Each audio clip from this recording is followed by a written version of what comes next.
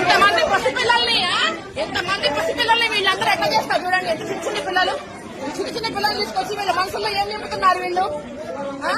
ఈ పిల్లలకి ఏం తెలుసని వీళ్ళని తీసుకొచ్చి రోజు వేసుకుని చెప్తున్నారంట.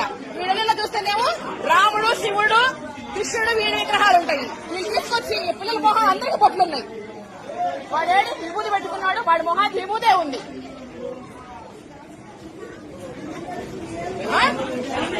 అదే పంపిస్తున్నారు. అందరు ఇళ్ళకి వెళ్తారని ఇప్పుడు. నువ్వు ఉండరా, నువ్వు మీ ఇల్లెక్కడరా, రేసు ఇవి ఇవే ఆ పిల్లల పాఠాలు చెప్పేది. అరే ఇవే మన పాఠాలు ఏరా మామూలుగా తెలిసింది కదా.